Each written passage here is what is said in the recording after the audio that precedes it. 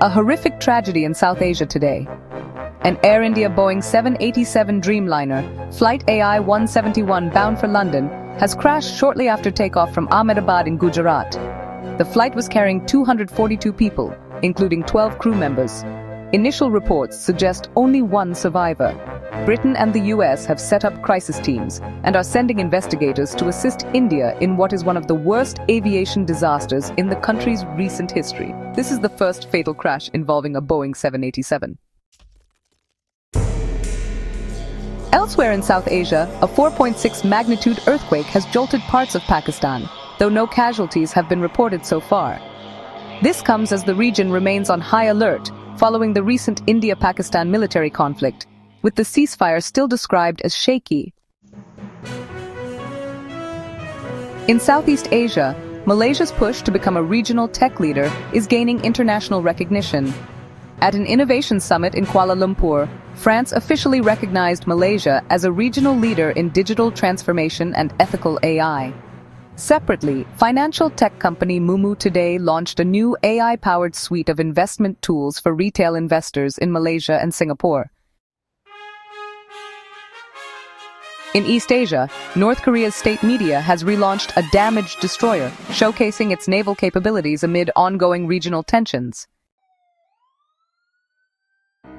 So, watch for the investigation into the Air India crash, which is, going to have significant implications for Boeing, Air India, and, honestly, global aviation safety as a whole. In China, state media is portraying the outcome of the US-China trade talks in London as a strategic win for President Xi Jinping. While US President Trump has hailed the deal on social media, a People's Daily commentary highlighted the establishment of a consultation mechanism that buys Beijing time and helps diffuse the threat of more harmful tariffs. The commentary, interestingly, made no mention of specific export control rollbacks, focusing instead on the process itself. The impact here is pretty clear. This dual messaging reveals the deep chasm that still remains between Washington and Beijing. While markets have rallied on the de-escalation, China is signaling it is playing a long game, really focused on institutional processes rather than quick, personality-driven deals.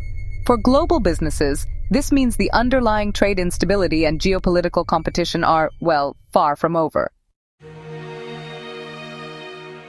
From South Africa, the death toll from the devastating floods in the Eastern Cape has now risen to at least 78. An official described the initial rescue attempts as having been, paralyzed by a lack of resources, including helicopters and specialist rescue divers. The official also noted that many people were living on a floodplain close to the river, which, really exacerbated the disaster's impact. Across the continent from Mali, a joint investigation by media outlets has found that Russia's Wagner Group mercenaries have allegedly detained, tortured, and forcibly disappeared hundreds of civilians in secret prisons since 2021. This highlights, honestly, the brutal human cost of foreign mercenary presence in the region. In New Zealand, police in the town of Gore have uncovered an arsenal of nearly 500 firearms from a single property, marking one of the country's largest ever weapons seizures. Authorities were alerted after the gun owner made unusual purchases and allegedly failed to register older firearms. The scale of the unsecured arsenal has, understandably, shocked local police.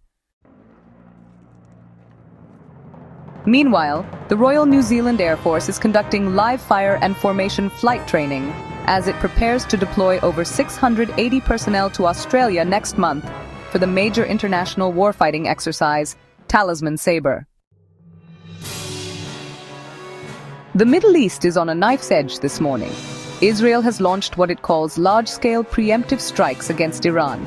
An Israeli military official stated that nuclear targets have been hit and explosions have been reported across Tehran, including near military bases.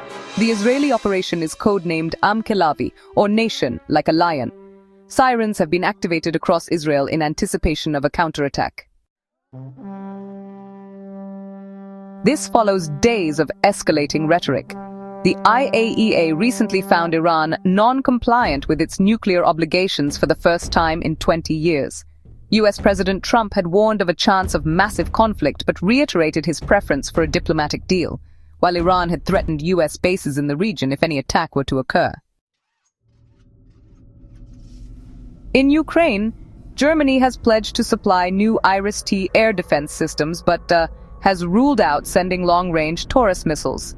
This comes as Ukrainian forces report they are, gradually pushing back Russian troops from the Sumy Oblast. Meanwhile, in Russia, President Putin has announced the creation of a separate branch of the military dedicated to drones, acknowledging the need to incorporate the great deal of experience gained during the war in Ukraine.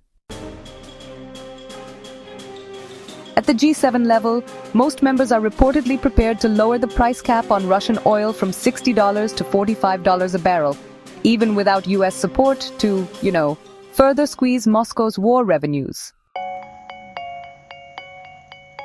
In Panama, President José Raúl Mulino has asked the United States to refrain from dragging the Central American country into its geopolitical conflict with China.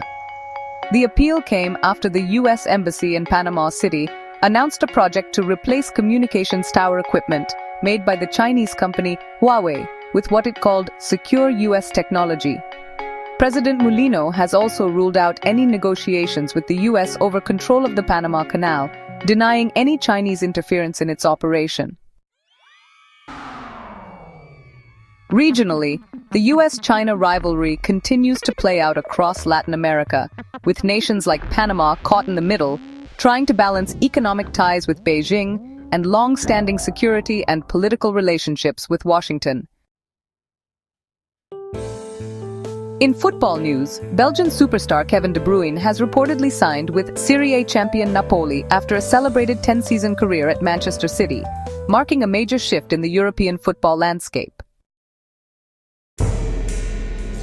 And in tech, wildfire smoke from out-of-control fires across Canada may impact the G7 summit being held in Alberta next week, a stark, real-world reminder of the effects of climate change for the leaders of the world's largest economies. That's World Wrap for Friday, June 13th, 2025. Like, follow, and subscribe for your no-noise daily download from around the world. We'll be back on Monday. Same time, same globe.